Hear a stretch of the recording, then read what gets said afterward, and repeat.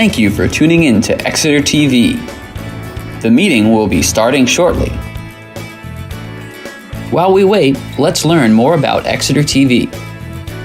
Exeter TV is the town's public and government access channels, available on Comcast channels 98 and 22. Channel 98 is your channel. If you have an idea for a program, want to host your own talk show, or submit a film, we're here to get your content on television. On Channel 22, we bring you live and replay coverage of government meetings and other town updates. A third channel, Blue Hawk Media, is operated by SAU 16 and can be found on Channel 13, with all your school sports, events, and meetings. You can watch Exeter TV online at exeternh.tv, Apple TV, and on Roku. Find us on social media for extra content. Subscribe to our YouTube channel and hit the bell to get notified about live streams and new content. Tune in to our platforms every other Friday to watch the Exeter Biweekly Report with recaps of recent events, updates from town departments, and messages from nonprofits in your area. If you head to our website, exeternh.tv, we invite you to sign up to our newsletter to receive monthly updates about new content, upcoming meetings, and more. We'd like to thank you for taking the time to watch Exeter TV and hope that you tune in to our other content as well.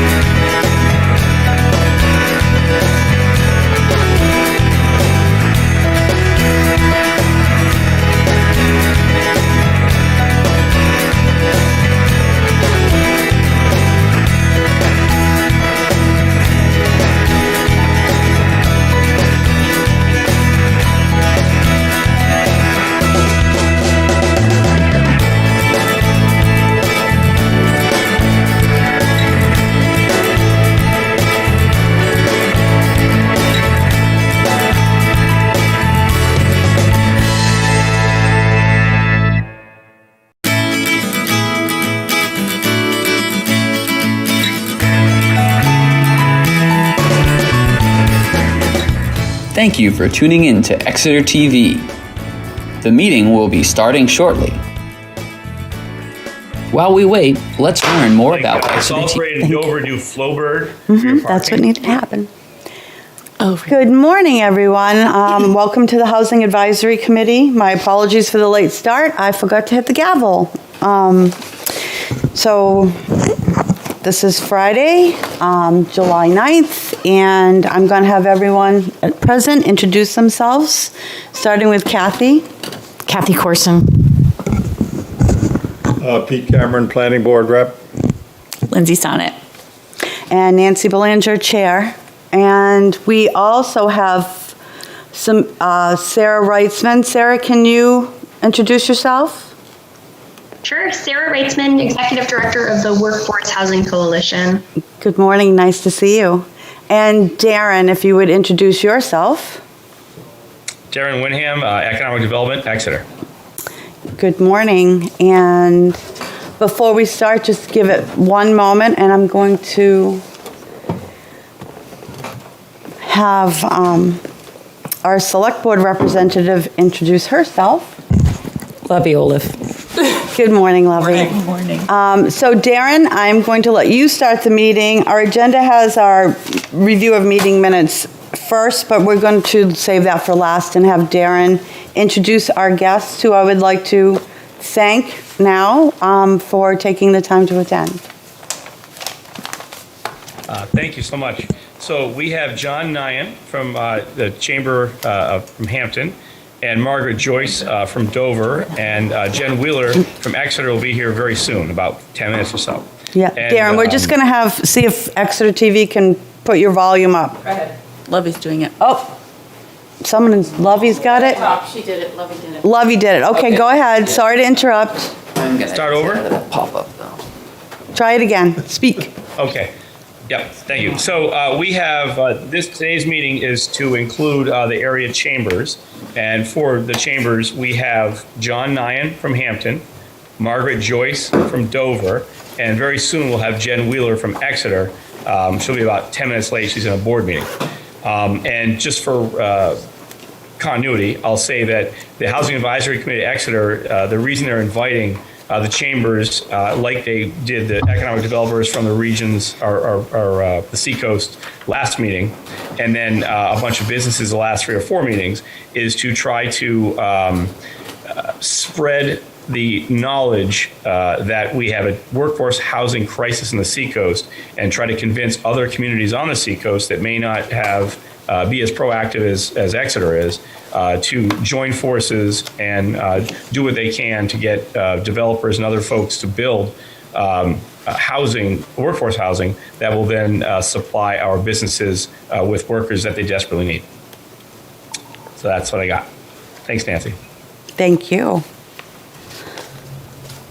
So, Darren, would you like to start the conversation with our guests? Sure. I think, like I said, the economic developers, and we've heard from businesses just how desperate they are. And I think it would be, go ahead, John and Margaret, at your convenience, weigh in on what you've seen in your area in terms of what types of companies, what types of industries are hurting. And just, if you have any, sort of real world stories or any operating solutions, and then we'll sort of get into the detail and the weeds a little bit later. Margaret, you want to go first? Thanks, John. So the city of Dover, in my opinion, has been proactive in this area. Zoning board has been extremely flexible in trying to address these solutions. They've heard the needs of the employers in the area. And I would say we're a little bit different maybe than Hampton, John, in that we don't have as busy a tourist trade as you do during the summer. So we don't have that desperate need for the seasonal help. But we have a lot of skilled manufacturing. Those types of positions are going unfilled. And while they pay a good wage, that term affordable housing, as Sarah I'm sure will address, is ambiguous. What's affordable to one person is not affordable to the next. So the city of Dover has been innovative and responsive to this need in changing the zoning laws and making it easier for developers to come in and build housing, workforce housing that works. I'm sure you've all read in the paper about the cottage housing that one employer is actually putting up in Dover. I think they're about 400 square feet, but there's common space for kids to play, that type of thing. So lots going on in Dover, and John, I'll turn it over to you to talk more about your community. Okay. Well, first of all, the Hampton Area Chamber of Commerce includes 5 communities. So we go from Seabrook, Hampton Falls, Hampton, Northampton, and Rye. And for today's discussion, I would focus around really 3 of our 5 communities. Hampton Falls and Rye are more of your bedroom communities where there's not a whole lot of business housing requirements, etc. Here in Hampton, we see a fair amount of hospitality, and not only during the summer months down at the Hampton Beach area, but all along Route 1 Lafayette Road. And what we're seeing is the hospitality industry is being killed right now because of lack of staff, in whether or not it's waitressing, waiters, kitchen help, and they've exhausted almost every effort to try to find people. And one of the things that keep on coming up is that when they do find somebody that doesn't even live in this area, to try to convince them to relocate to the Hampton area, it's too costly. So there is a need for housing in Hampton. Over in Seabrook, I'm becoming very concerned with our friends over in Seabrook. And the reason why is that they have done, over the last couple of years, a great number of economic development projects all along Route 1. And Seabrook right now is totally different than Seabrook 10 years ago. And they continue to grow. And I'm going to give you one example of what's down the road that I personally think is going to happen. So if those of you that are familiar with the Seabrook 107, heading on from Route 1 up into the Kingston area, where the brook is, the charitable gaming, used to be the old Seabrook dog track. It's my opinion, and once again, don't put your money on it, but it's my opinion that within the next 3 to 5 years, the brook will turn into the first New Hampshire full-fledged casino. And when I talk about a full-fledged casino, I'm talking about a Foxwoods. They have 75 acres of land over and above the property that they have right now. And we're talking about hundreds and hundreds of jobs. And for them to be successful, they're going to need to find folks that are going to work there year-round, but they're going to also have to find housing. The 107 strip has some marshland there, but also has some undeveloped land that could be turned into housing. It's just a matter of coordinating with the town of Seabrook and some of the commercial business owners that might be interested in that. We also, as a community, especially up in Northampton and Hampton and Seabrook, after the COVID pandemic, we're finding more and more people are being allowed to work from home. So office space is now becoming vacant. And some of the offices are 1, 2, 3 stories high. And so I think it's time that we start talking to commercial real estate folks and commercial developers to look at a change of use from a business office environment to a housing environment as an option. They did that down in Lawrence, Massachusetts, where they did all of the mills and they turned that all into condos. Now, granted that those condos were a little bit expensive, but the concept worked. And there are a lot of people that now work in the business community in the Lawrence, North Andover area that have housing right there. So I think those are the things that my chamber is looking towards trying to get more involved in. And I was excited when Darren told me that Exeter already had a housing advisory, because I'm really very much interested in how it works, what you do, and if I could copy the model here in the other communities that I'm responsible for. So thank you very much for the opportunity to speak this morning. So thank you. I noticed that Jen Wheeler just jumped on. I didn't. Thank you, Jen. Yeah, good morning. Thanks for being here. We're just talking about sort of, you heard what John was saying about his area.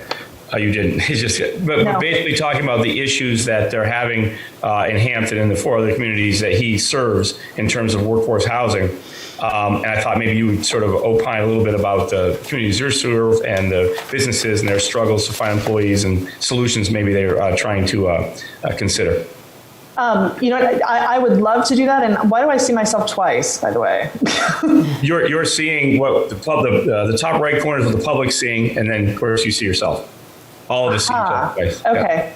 Yeah. Because the top corner I'm backwards on, so it was just a little distracting.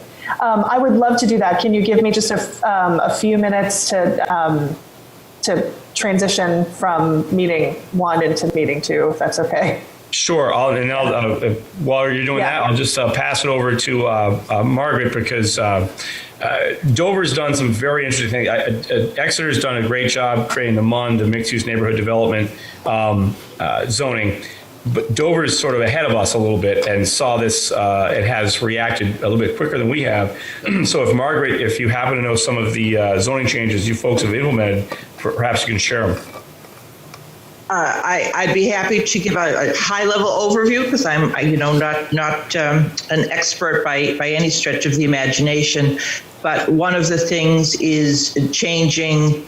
I guess it's called density. I don't know if I'm using the right terms, but the amounts of units that can be on a plot of land. And our economic development director and planning director explain it more eloquently than I do. But it used to be that you'd have a large plot of land and you'd plop one big house on it. And that might have been what people wanted in the 80s or the early 90s, but that has changed, and the zoning laws have to change with that. So as Darren said, Dover has been responsive to that, and they have changed the zoning laws, and I believe it's a density issue to allow more houses on a smaller tract of land. And that makes it more affordable for people to purchase, but it's also the way that people want to live. So money is one factor, lifestyle is another. The changes are that people don't want to live in this one big house, they want to be part of a community. And that's, I think, the direction that it's going is we are building these communities. Not everybody can afford to live downtown. Not everybody wants to live downtown, and there are issues that go with that, parking and other things. But by building these smaller communities, that allows people to live. They have their own house, their own 4 walls. They have common spaces for recreation. They have neighbors close by, maybe other amenities. So those are the types of things that the city is looking at. Certainly from an affordability factor, but also from a lifestyle factor. And it's a case of keeping up with the times. The zoning laws that worked 20, 30, 40 years ago are not what is needed or wanted now. So I applaud them for being willing to make the change and being responsive and listening to the needs, not just of the citizens, Darren, but as you said, in the focus of this forum today, is the needs of the employers. We need labor. There's a huge labor shortage. Unemployment is down. That's a good thing and a bad thing. And one of the factors is that if people can't afford to live in the seacoast, they're not going to come here with their families. And then we won't have the workforce that we need to have a successful economy. So as an example, before we go to Jen, Sarah, can you talk a little bit about Margaret and Maggie and John's project in Dover? And then my question would then be to Margaret, did you guys have to, was that a variance or was that something that's town allowed? Yeah, it's a really great project. So Maggie and John, for those who don't know, Maggie and John Randolph are the owners of Harmony Homes, which is an assisted living facility in Durham. They have 2 locations. And they started by going to the town of Durham and proposing a small apartment building right on site. So they've already put the shovel in the ground on that one. They're building, I think it's 7 units right on site with some office space. And it's the Harmony Homes on the Bay. So it's an absolutely gorgeous location. That's going to be specific for their employees. And the reason that they did this was because they went to their employees, they were having a hard time staffing, they gave everybody big raises. They went to their employees and they said, what are your challenges? And the employees overwhelmingly said housing and childcare. So they also included a childcare center right on site for their employees. But of course, 7 units wasn't enough. So now they're building and they proposed this really gorgeous lot in Dover, 44 little cottage clusters. There might be in the future childcare there too. And they're renting them to their employees. They might work with some other employers and rent them to their employees too. Their rents are going to be, based on their income. They're starting at something like, $950 a month. And the way that they did it specifically, they wanted to create a community and offer what cottage clusters offer, which is that combination of privacy and community. So everybody's got their own 4 walls and they're not attached, but also everybody's got this great community space. So cottage clusters are fantastic. We love like pocket neighborhoods. So it's a space and they're really little. They're very small, the cottages. I can't remember the square footage off the top of my head. I want to say 260 or 3 something or little. But they'll be big enough for a lot of their employees to live in, folks who are, who are single, who are recent college graduates, that kind of thing. That kind of housing is perfect for them. So, and they're keeping them as rentals so that they can keep them permanently affordable and keep them associated with Harmony Homes. And it's just a great way to serve sort of their population. And not that I think that businesses should ever think that it's their responsibility to build housing for their own employees, because it's not. And most employees are not in the business of also being a housing developer. But in this particular case, that was a solution that really worked for John and Maggie and for Harmony Homes. And Margaret, did Dover have to change any zoning to allow that? Or we're talking about a tiny home community. Was that something that you already had on the books, or did you guys have to, was it a variance? How'd that work? I would say it was not on the books, but I'm not sure if it was a variance or a change in the law.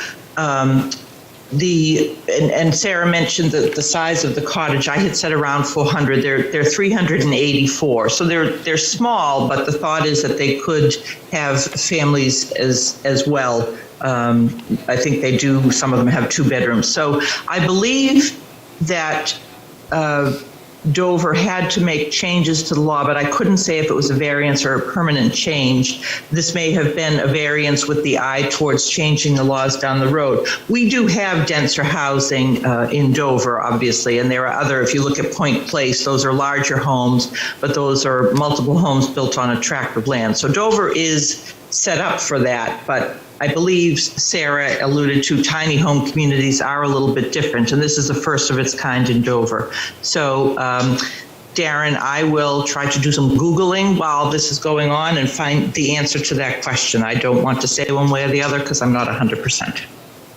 Well, regardless, the community was supportive of the project, correct? It wasn't that there were a bunch of people who came out against it. I believe the opposite happened, correct?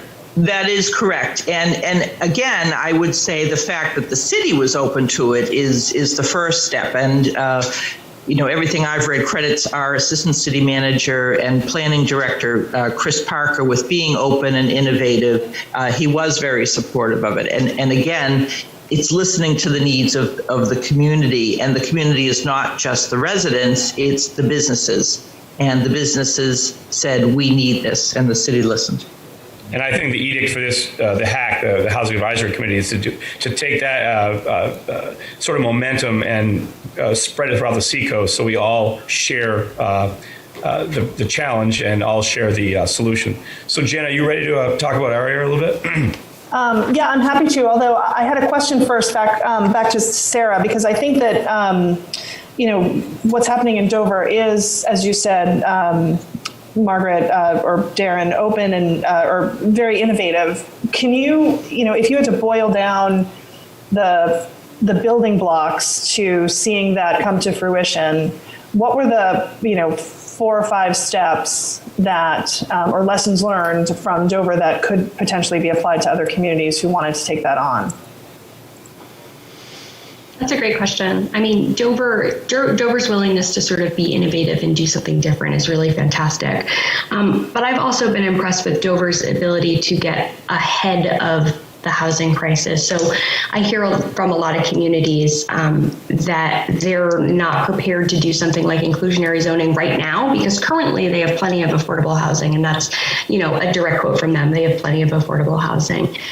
Dover at one point, not that long ago, was more affordable than, say, like Portsmouth, and was a more affordable community, but they put their inclusionary zoning and started to put these things on the books anyway, before it got to the point where it was a housing crisis. And that's certainly a really important thing that they haven't skipped, which is that, you don't wait until there is a housing crisis to start talking about things like inclusionary zoning. You can talk about those things. So like, for example, Dover had ordinance on their books long before it ever got used, which was you can build 5 stories by right in the downtown, but in order to build a 6th story, then you need to have a percent of your units need to be affordable per some HUD numbers that Dover chose.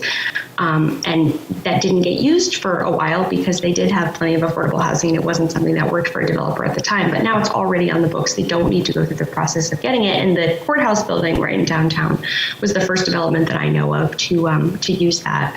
So that was certainly part of it. Chris Parker is definitely part of it. He's just, he's really innovative. He's really creative. He's really smart. I do worry with some of his ordinances, like the TDR ordinance, that he's the only person who fully understands it. So I don't know what happens if like Dover were to ever lose him. But certainly that's part of it. And as far as I know, with Harmony Homes project, it was a zoning change, not a variance. And there were a couple of community members, at least in my inbox, who were concerned about whether or not it qualifies as workforce housing, which it doesn't, because there aren't enough or aren't any that I know of 2 bedrooms per the state workforce housing ordinance. Half of the units have to be 2 bedrooms. It was completely irrelevant because the Randolphs were not invoking the state workforce housing law, so it didn't matter. But there were some people who had some concerns about sort of what the legal definition of workforce housing is and whether or not it met it. So.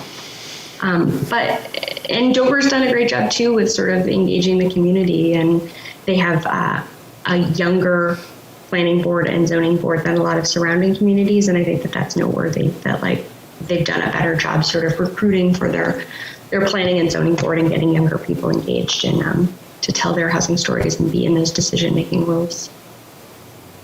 And Jen, you mentioned the building blocks, and I think one of the first ones is something that Sarah works hard on throughout the Seacoast area is the acronym is the NIMBYism, not in my backyard. And I have learned so much from her about what that means.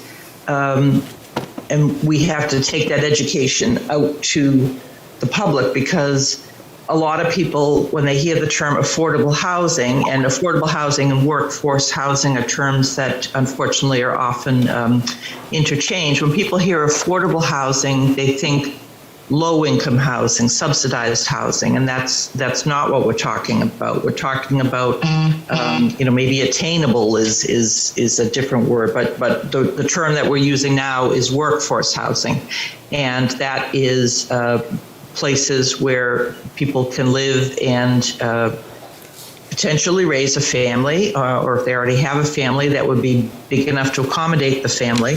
But it doesn't have to be a 5-bedroom house on 2 acres of land. They're looking for smaller living. They're looking for a community. But the first building block, Jen, I think, is education, and that really is Sarah's role, and that's the role of the housing summit that we put on each fall, to try to educate people. What does that term workforce housing mean? is it the right term, and that it's not synonymous with affordable housing, which can have negative connotations. As I said, I'm a student of Sarah's. She's had to teach me, and I'm trying to learn and educate myself, but that's one of the first steps. Thanks, Sarah. Thanks, Margaret. I guess, what I heard was having a champion and a champion in the community. And I think, Sarah, you're certainly a champion for these issues in the state or in the Seacoast.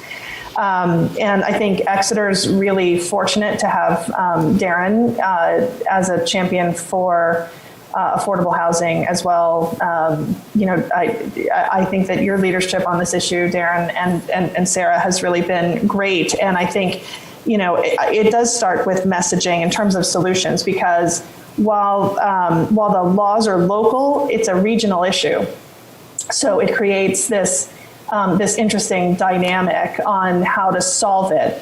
Because I think that, you have all these different communities who will all agree that this is a critical issue for our community and for the businesses in our community, and to attract and retain businesses. And we know that there is a shortage of employees out there. And so, I think that there's this recognition from those who are closest to it that this is a challenge. But the solutions, I think, are, again, laws are local and solutions are regional. I think but I think it does start with having those voices and those champions in leadership. And certainly, when I think about some of the other projects that I've heard about and read about across the state, I think those are that's certainly an important first step. I'm sorry that I missed the first few minutes of the discussion and the meeting. So thank you for allowing me to participate and for your patience coming in a little tardy. I do appreciate that. I'm not sure what else I can add to the conversation, because I'm sure, Darren, you shared a little bit about what we're seeing and what we're hearing in Exeter is probably very similar and not much different than what we're seeing in Hampton and Dover and everywhere else, which is, again, that there's this recognition that we have a lack of affordable housing, and it's impacting our current businesses, and it's impacting businesses coming to the area. And I think those are really important because, we always talk about Exeter. I know I always say Exeter is a great place to live, work, and play, and New Hampshire, a great place to live, work, and play. And so we need to create the pieces that contribute to that. And so, we need to be attractive to businesses. And so I think creating opportunities to be innovative and ahead of the game, I guess, it's really hard to be, I think it was you, Sarah, that said, proactive as opposed to reactive. I think, right now it feels like we're behind. And so we need some kind of big jolt of something to get us in front of it. Otherwise, we're just going to be, I guess, the tail of the wagging dog or something like that.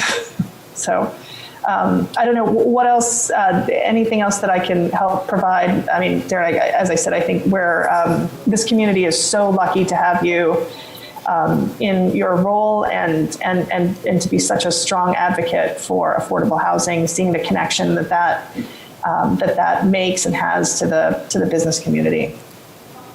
So you get a quote of the day. Laws are local, solutions are regional. That should be trademarked and absolutely true. So I think at this point, I just turn it back to Nancy, excuse me, and ask the board if they have questions for some of the folks that are here. Thank you. Again, thank you, John, Margaret, Jennifer, for attending our meeting this morning and talking with us about your knowledge, what you understand our businesses are facing, because it is important to recognize our businesses cannot survive without affordable housing, workforce housing. And I think we're losing people, they're moving away because they can't afford to live here. So is there anyone that has any questions for any of our panelists? Hi, Libby. Good morning, everyone. I just have one question. I know that in the last year, it's sort of become more apparent that hiring in certain fields like the service industry is becoming really difficult, even though the population is here. And so I don't know if part of the conversation is whether it's, what's more problematic. Is it the minimum wage or is it the affordable housing? Right. So I think that needs to be part of our discussion, because I would hate for us to, push forward with this initiative to create all of this housing for people who simply want higher pay. Because the scope of what is reasonable in terms of living wages has shifted, I think, in the last 10, 15 years. And so I think that needs to be part of our discussion as we go forward. And I don't know enough of the historical trends. I don't know enough about what other towns are looking like when they have created the housing. And, because we do have the population here for some of the jobs that need to be filled, and they're just not being filled.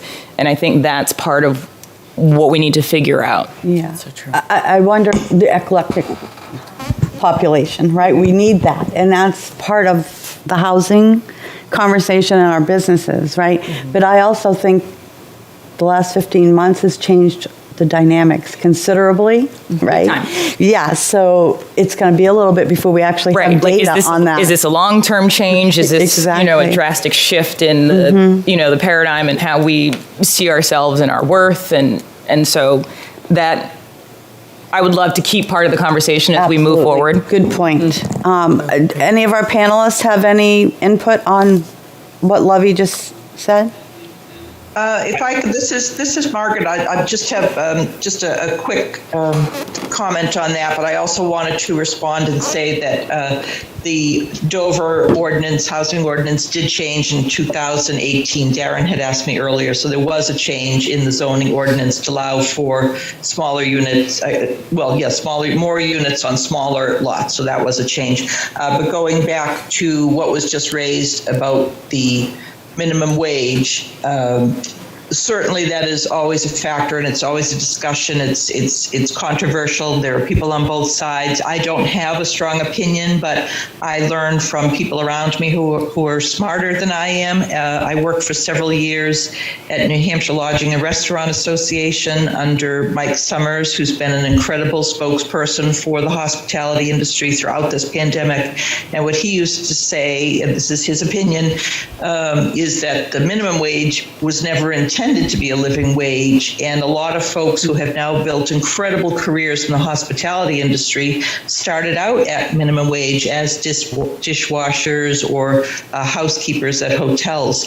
There's always going to be a market for those types of jobs, but they could be filled by high school students, by college students, seasonal employees. John in Hampton brings in people on the J1 visas from other countries. It could be parents who just want to work part-times, who home with their kids. So I don't want to confuse the issue that these houses are intended to be lived in by a college student who is making minimum wage. These are working people who have a job that is probably well above minimum wage. So no, it doesn't address the affordability.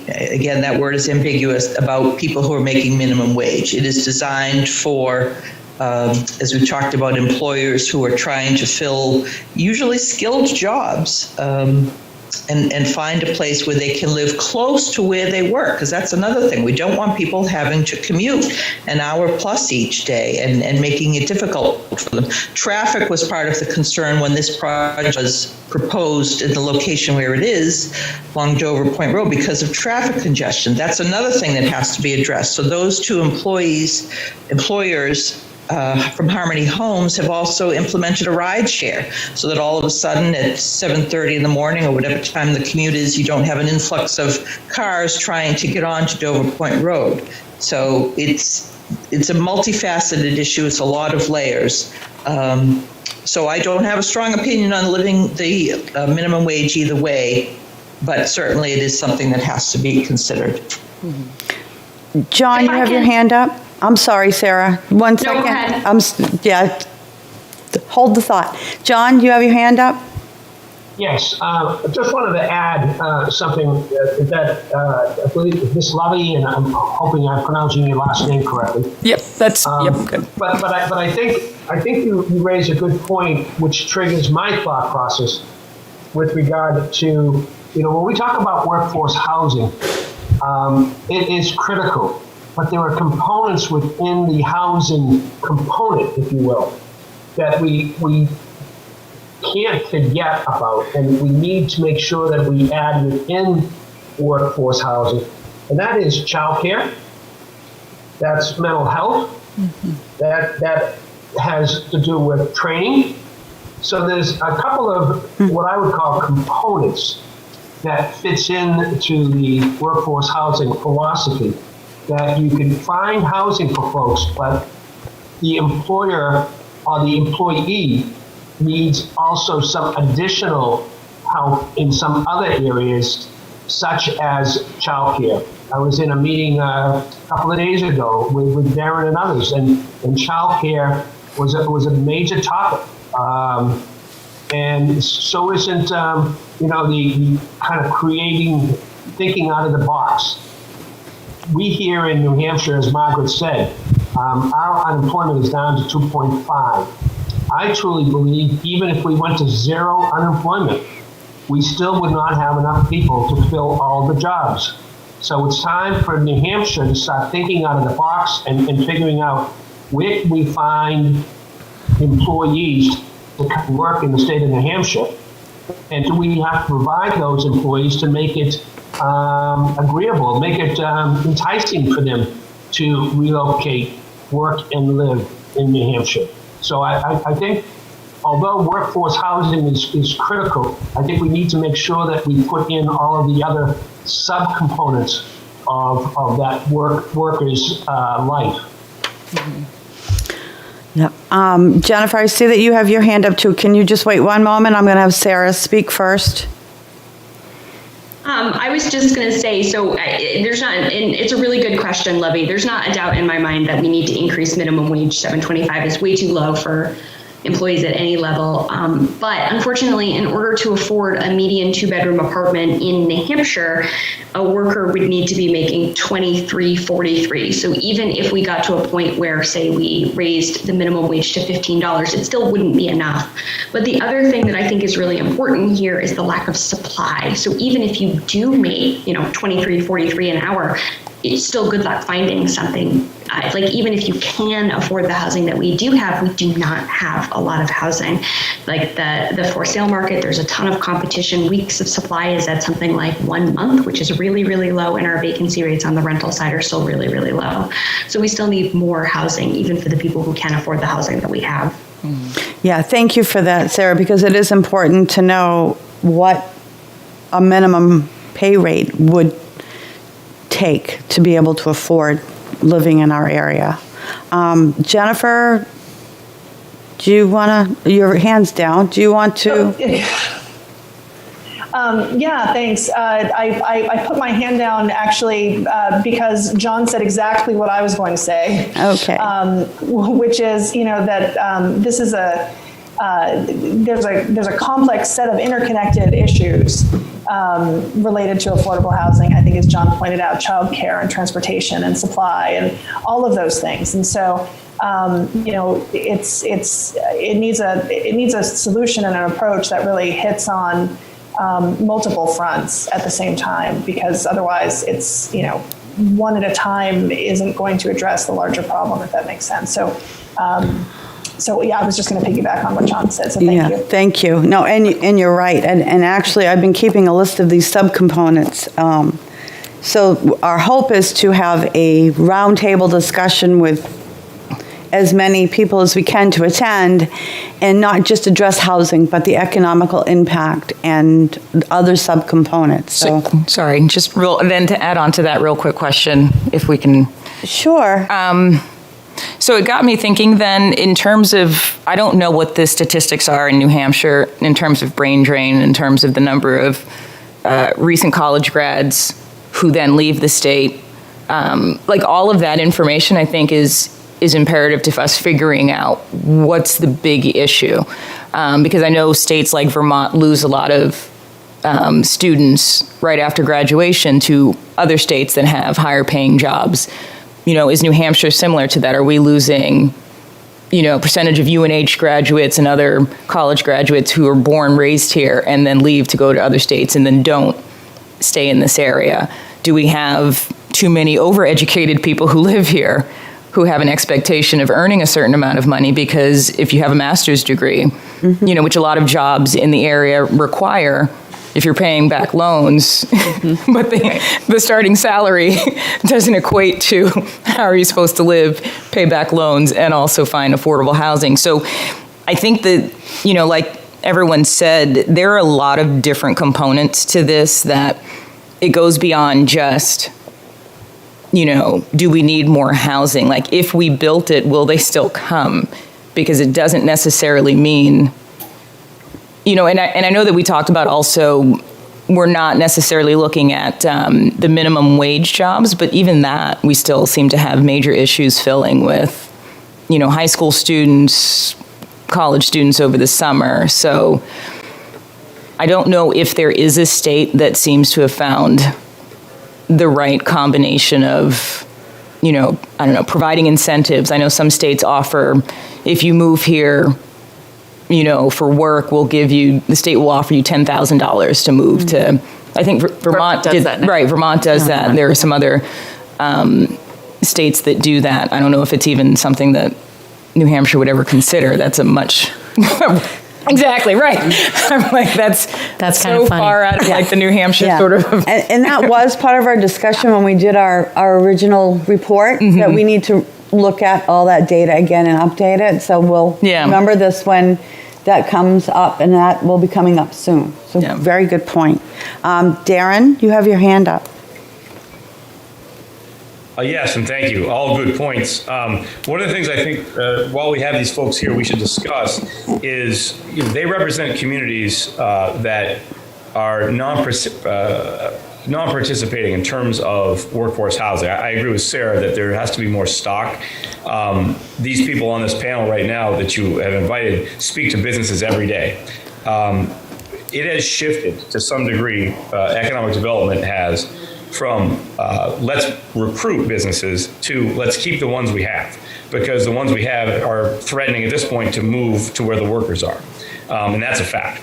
But I think some of these people that are on this panel, they represent all these other communities, say your Stratums, your Northamptons, that sort of have their exclusionary zoning, but have companies and nearby companies that are saying we need workers. They need to play. They need to be a part of this regional effort.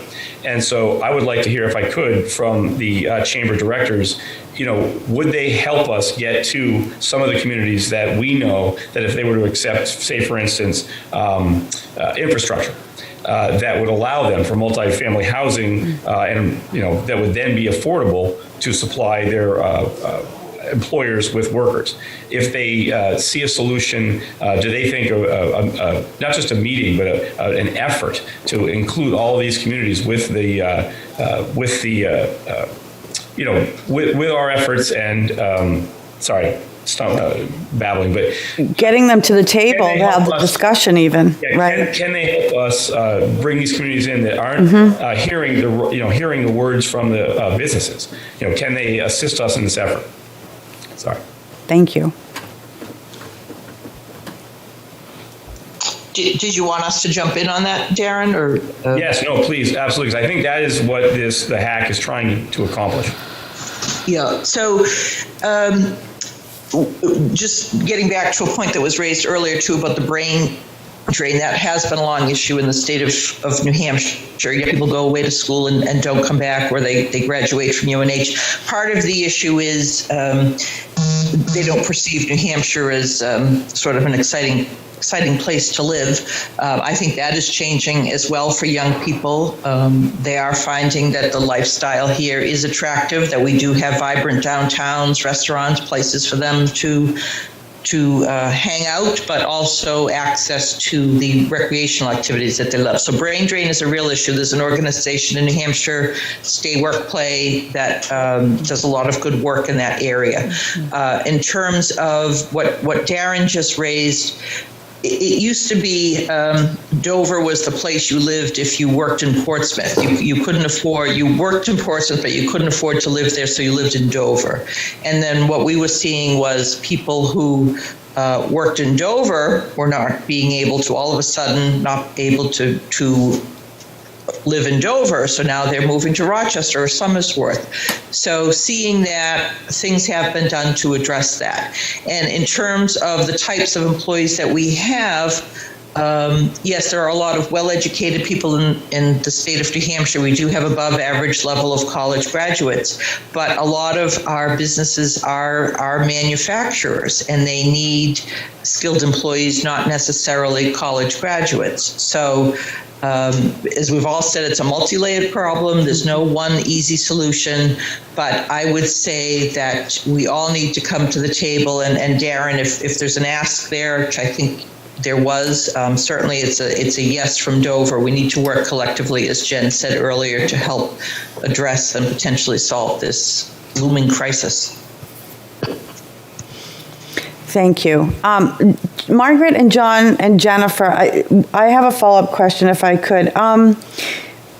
John, you mentioned a potential large project coming to Seabrook in the next possibly 5 years that will put a huge strain, obviously, on our already lacking housing stock. But that said, in some of our earlier meetings where we invited some of our local businesses, some of them point blank said, if we can't find a solution, a regional solution, and a local solution, they might not have a choice. They might be leaving our area. So have you had any conversations with your local businesses that feel the same way? Let me jump in and at least comment on that from my perspective. First of all, I think it's really important that we look at this whole strategy as a public-private partnership. Because when we talk about workforce housing, the local business communities need to work hand in hand with the local governments. Whether or not it's a selectman board or a mayor or whatever. And, you know, I think where the chamber comes in on that is to be the kind of the connector between the two organizations. You know, to be very frank and honest with you, we talk to businesses every single day, but a fair number of those businesses complain, but they're not willing to participate in the solution. And it frustrates the hell out of me, excuse my language, but it frustrates me to think that, all right, if you're looking for employees, just don't complain about it. Let's get involved in the strategy of how to improve that. And I think that is the critical component.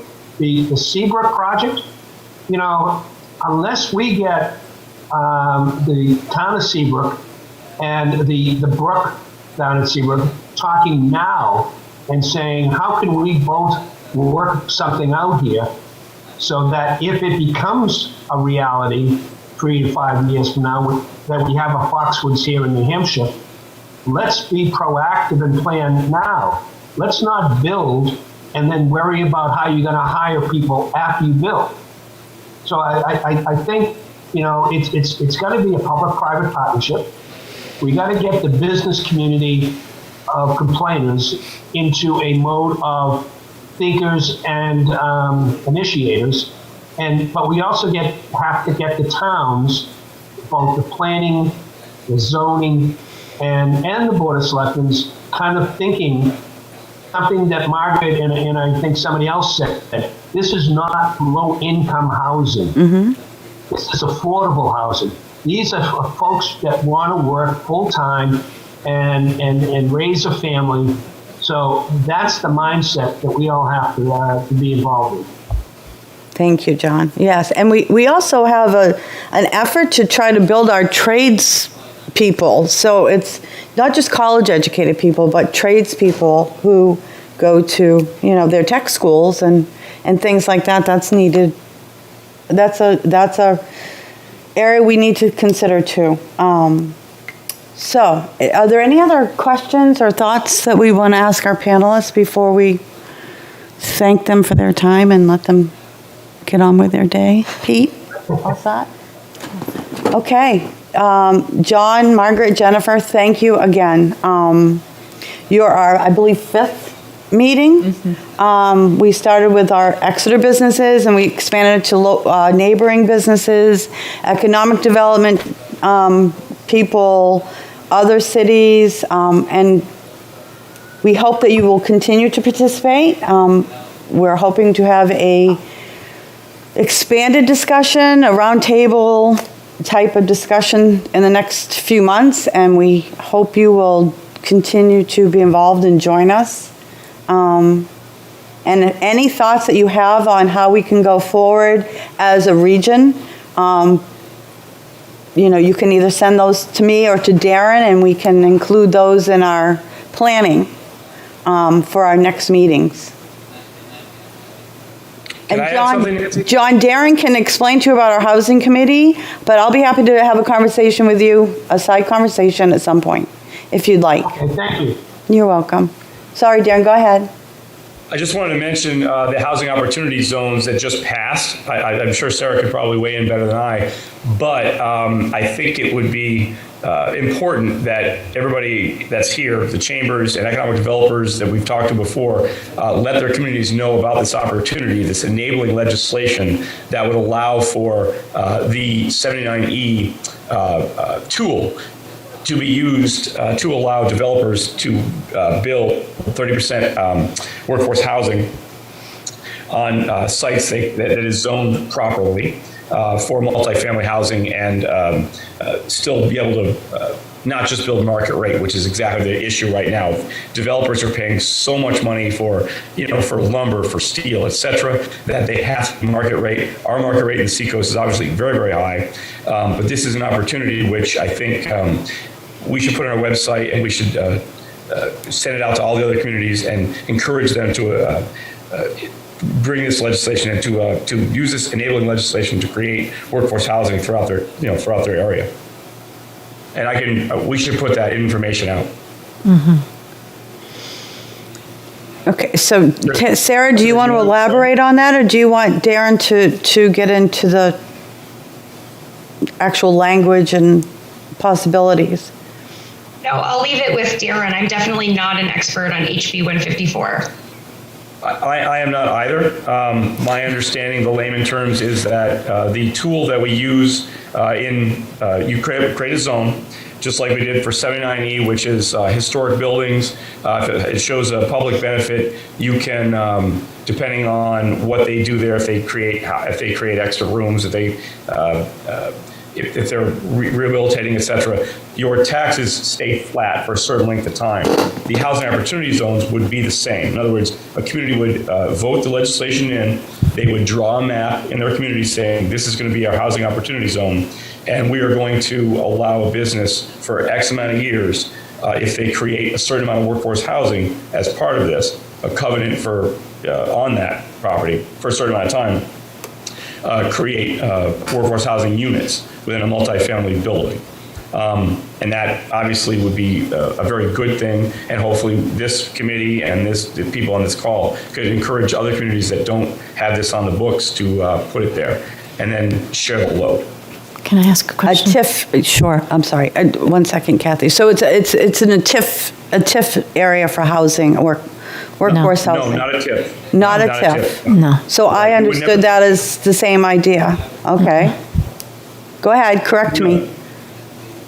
No, it's a 79E. Kathy, I think, is going to jump in and explain what that exactly is. Okay. And we should let her do that, and then I'll piggyback. Go ahead then, No, Kathy. well, the question I had, and I'll ask it afterwards, but a 79E actually, basically for a number of years, you're assessed, not taxed, but assessed at the original amount. Let's say you bought a piece of land and it was assessed for $125,000. And I think this is how it goes. Then you put on five houses or 5 units on there. That the select board can say to that developer, we're going to keep that assessed value at $125,000 for X number of years, so that that developer, or, and this is my question, that developer owns that land, or if they're condominiums. That's the other question. I've always had that with 79E and the commercial situation as well. How does that go on to a condominium versus a 4-unit owned by one person? So basically what that person is doing is they're cutting their development costs in a way over a number of years, if that makes sense, because once you build that, you could be assessed at $500,000, and your taxes are a lot more at $500,000 than $125,000. Yeah. So, not that you're ever going to find a piece of land for $125,000 anymore, but so that's how that works. So they're literally, over the course of 10 years, they could save tens of thousands of dollars. Does that make sense? It does, and I'm So trying there's to no think of money it as coming to the We have town. one downtown for businesses, right? We have, yes, and it has worked well. It has, but now I'm trying to think of that concept and your question. Darren, do you have any? Well, Kathy said it exactly right. So it cuts the cost, and it is the carrot, not the stick, that allows a developer to say, you know what, if you're going to do this for me, if you're going to flatten my, in other words. So Kathy said it right. So basically, let's say it's a virgin piece of property and they're paying X for that piece of property.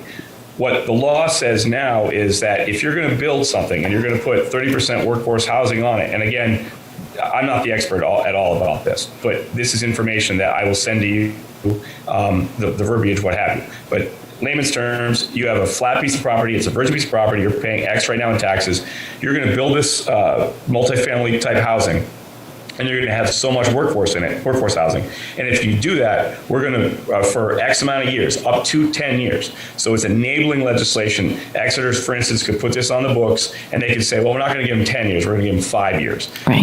You're just paying that flat, Yeah. whatever that tax was It's you're the same paying thing we for the did, virgin yeah. property, you pay that for that length of time, and that enables you to put the workforce housing because you're collecting less money in. And so it would never work in a TIF area, unfortunately, because with a TIF, you've already put those taxes that are coming into a pot that is allowing you to pay off infrastructure you put in there to make the whatever project you're trying to do. So it wouldn't work where TIF is, but it'll work anywhere else. So this would help. When John and I said about office space being converted into condos or apartments or what have you, this could potentially help that kind of project, correct?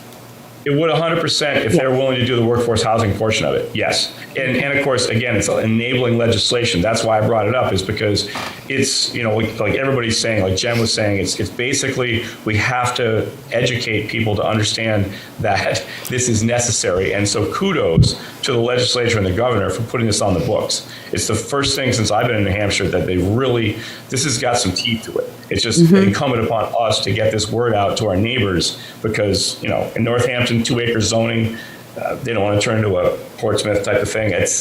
Those are the folks that we need to get this to, because your Exeters, your Hamptons, your Dovers are probably going to do this stuff. It's the Northamptons and the Kingstons and the Kensingtons that really have to get on board with it. Yeah. Does it have to be all in one zone, or can it be on plots of land? That's a good, our 79E is waterfront, and I think it's on Lincoln Street. So can you do this, say there's, 40 acres somewhere, can you, it's kind of like spot zoning, but is that? I don't know if it has to be contiguous. That's a great question. I don't know the answer. I don't think that's been raised, by the way, by anybody. My understanding is the town can choose to put it where they want. I don't know if it has to be contiguous. I don't think there's anything in the language that says it can't be. I don't recall it. I read the language and I don't remember anything like that. And of course, it was just signed into law a few weeks ago. So implementing and a Somebody would lot have of to things will interpret. come out on that too. So, good question. Okay, anything else? Oh, Lovey. Sorry, another question. I know that it's been brought up just differentiating the terms low-income housing versus workforce housing. What's the sort of economic difference? Because low-income housing doesn't necessarily mean people aren't working. It just means that they can't afford housing.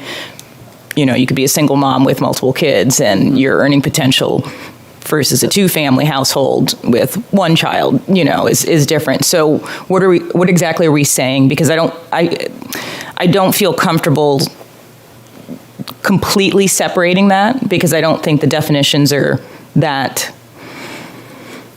I think they overlap in some realms. So I don't want it feeling like we're saying low-income housing is, we don't want to touch that. So what do we exactly mean by workforce housing versus low-income housing? Well, there's a distinction between the two, right? Right. And so, look, we're trying to have a conversation to see those subcomponents. Right. Mm-hmm. And workforce housing right now is almost at the top of the priority for filling jobs. Right. Right? So the lower income housing is important, of course. Mm-hmm. But right now, if we had the two to focus on, we'd have to almost, in my opinion, focus on the workforce housing part. Right, and I'm just curious what, numerically speaking, like what is that actually, what are the numbers? What's the distinction? What's the distinction, right? I always think of subsidized or Section 8 housing versus. Right, okay, that's but, what I'm. But that I. Because there are those who above who don't qualify. Posts from people on the Realtors Network that say, "Oh my gosh, you know, I have somebody of Section 8 and cannot find anything in any town." So there is a desperation there as well, Right? Obviously, because the living wage is $23.43 an hour.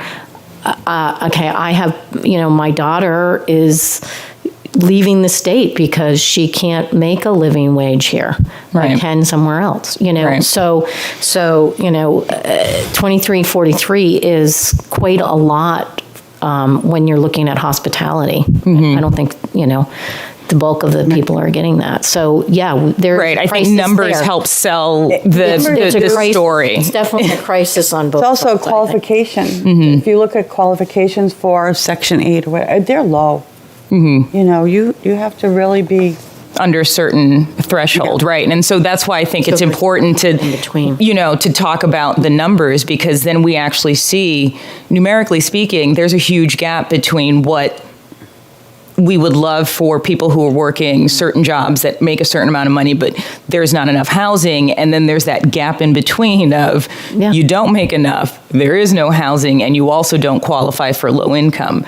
So I think that, you know, is part of the entire visual picture of like how we pitch and how we talk to other towns about, well, how do we make this work? Because we have quite a few people who, like you said, aren't the master's degrees holder, but who are the skilled workers. You know, we have students who, you know, go to SST but we also don't have enough mechanics in town. Like, you know, I know. So I have to believe too that advocating for more housing in general would free up more housing for people across the spectrum.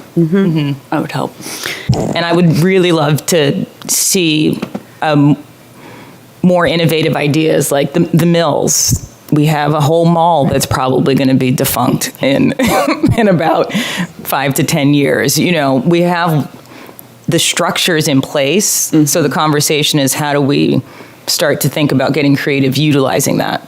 And there's a town that really needs to be addressed, is Newington, because they are a small town and they have the town over here and they have their commercial district, and I don't know if they want affordable housing, and I've heard that grumble too, and so that's the kind of town that we need to engage, not just the 2-acre zoning towns, but stuff like that, where we can. The Milfords of this state. You familiar with Milford at all? I don't know. a little bit. It's it's the size of Exeter. Yeah, it's an old mill town. The Yeah. two parts of Milford. Very distinct parts of Milford. And I think that's we need to be careful that we don't get trapped. I think Milford has been trapped. I don't think that's just, I lived in Bedford for a period of time, and that's a whole nother story about what might or might not do well. When you think of what Bedford was 35 years ago and what Bedford is now, we didn't even have a high school in Bedford Right. for a long Right. period of time. Okay. Right. You went into West, or you went into Trinity or Memorial. So Pete, between you and Lovey, so anyway, I want to let Jen and John and Margaret go. They're still on. I mean, if you want to stay on, that's perfectly fine. But I think at this point, we're on to our strategy, our next steps. Again, I want to thank you for your time this morning and your input and your insight. Thank you. Thank you. Thank you. Thank you, guys. Thank you, Darren. Darren, you've been wonderful helping us get these groups of people together. We so much appreciate that. Even though we've heard a lot of the same thing, it's been good that it's come from this point and that point and that point, but it's all the same. Well, there are think nuances, though. That's what is. Yes, we've had nuances that they brought something new to our table. But once again, it's the underlying. It's the same thing underlying. I mean, there's no great variance that I see. I may be wrong. No, they're just the nuances, as I said, and that's what our goal was, why we initiated having these meetings, was to start with our Exeter businesses, then to our neighboring businesses, and then expand it even further, which we had dairy and that area too come to the table, Rochester. The idea was to hear from them. They're the face of this too, right? So, and then to see where we wanted to go, what our next steps were. We had talked about having a roundtable discussion. It's so odd to try to talk to everyone. I can't look at you from this angle. I still think that's important. Definitely.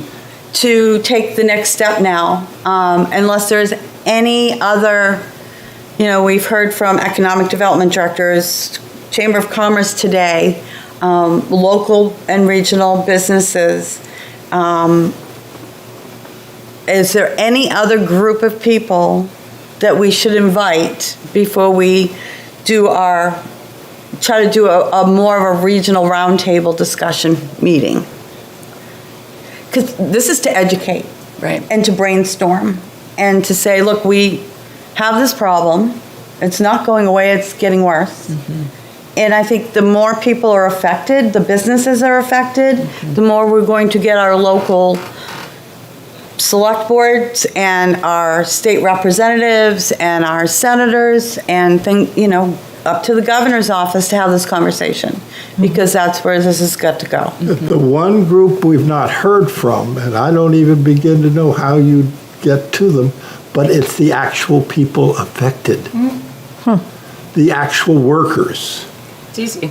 Look up, you could go on Facebook, honestly. Well, the number of people who post in desperation, who were asked to leave their lease ended, they work in town, and they can't find anywhere else to live. Like literally, at least once a week, you see someone just begging, does anyone know where I can move to? Here's my budget.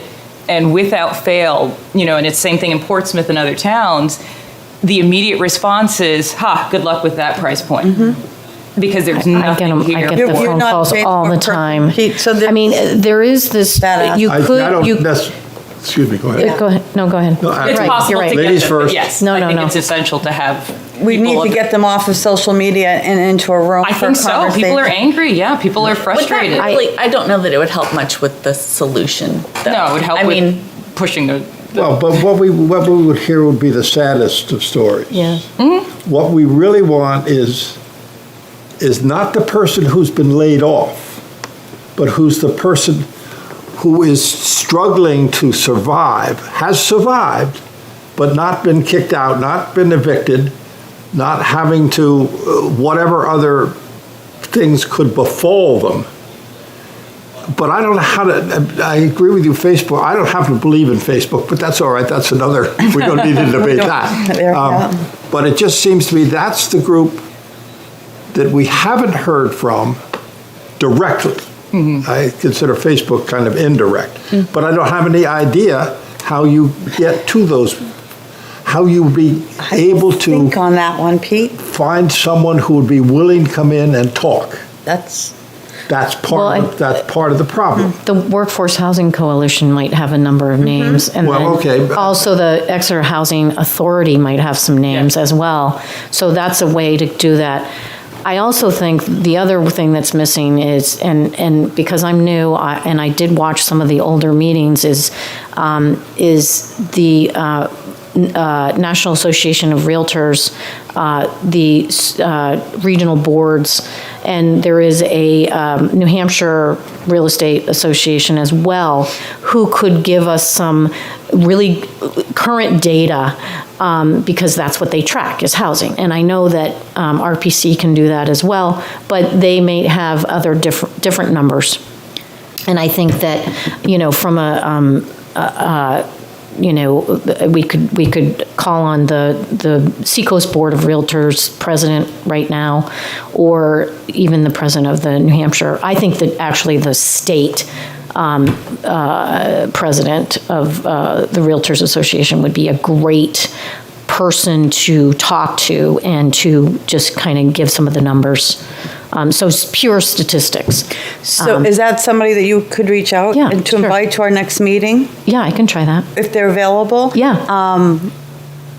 That would be great, because Rockingham Planning Commission is trying to raise funds to update their data right Yeah, now. okay. So that's going to take a little bit of time. But they would have definitely. They have their data every month, right? Yes, they're refresh every tracking month, it and, if not more and yeah, frequently. so it would be actually very interesting, and because we have Zoom, it just works really well. We can So, invite them out. yeah, no, I can definitely give them a Thank call. you. And just Yeah. keep me in the loop, so Yep. that would be great. Yep. So we have, Are you looking at me now? no, I'm sorry. I'm trying to 9 focus and minutes? see the clock, because we're actually Oh. 10 minutes or 12 minutes from 10. So look, I want to make sure, did everyone look at your meeting minutes? Because we have like To approve the a few previous- months Yeah. worth of meeting minutes. So I'm going to start with the April 9th. Does anyone have any changes to make to that? Okay, how about the May 14th? And then the June 11th. We were behind on meeting minute approval. Did I attend? Okay. I'm good with all of them. Excellent, thank you so much. I definitely I didn't want to add another month to that one. Okay. So I had a very brief conversation with the town manager a few weeks ago. I wanted to get through this meeting and have a conversation with everyone for next steps. So Kathy, that would be great if you could get whomever you can get. Yeah. I'll leave that to you, because you know who It to would and be- what they It could be have one or the other, yeah. for information. Yeah, So, yeah. thank you. That's a great idea. So in the meantime, for next meeting, that will probably be the only guest that we'll have. I really want to get into the planning stages. I think we need to get there. We definitely, right, for the fall, that's where I'm hoping. And then Sarah, you're still with us, right? Sarah? Are you, yeah, okay. I want to get, or if you can have. Yes, I'm here, sorry. Oh, no, it's fine. When we have this regional meeting, I want to make sure you're part of our planning on this. Yes, absolutely. I'd love to be part of it. Yes, please. It's really imperative, I think, that you're part of this. I know, Lindsay, you're part of her organization or a board member the connections, the understanding and things. So I'm kind of toying with a work session meeting on this, so we can kind of throw some ideas out there. So if, I'm gonna throw a few dates out via an email, and see if we can plan a work session. I like that. Where we could all just kind of get together and brainstorm a little bit. So Sarah, I will make sure you're part of that. Because we also need to find a way to integrate, I can't come up with my words, thank you. Our map, our story map. I know. I don't want to leave that behind either. It's, because I think it will show communities, or at least kind of educate them to say, oh yes, we have a lot of those options in our community too that are there and we don't think about them, right? We drive by these houses that we're not even sure if they're single-family homes now, or duplexes, or 4 apartments, or, I just trying to come up with ways to educate people. I think the more we're aware of what we have to offer, that will help to open the minds, and the ideas will flow a little bit more. Zoning, obviously, is really important, but being able to visualize what that zoning means is going to be important. So, okay, I am done with the agenda. Does anyone have anything else you'd like to add? Pete? No, all set. Okay, thank you for attending. What are you throwing out dates? I'm going to do it via email for a work session. Thank you. But before I conclude, I'm going to remind everyone that our next meeting is Friday, August 13th. I will not be here. Okay. We'll I'm miss gonna be you. up at the lake. I was going to say, you're going to be at the lake, Pete. You betcha. Okay, and this concludes our meeting. Thank you. Thank you. Everyone.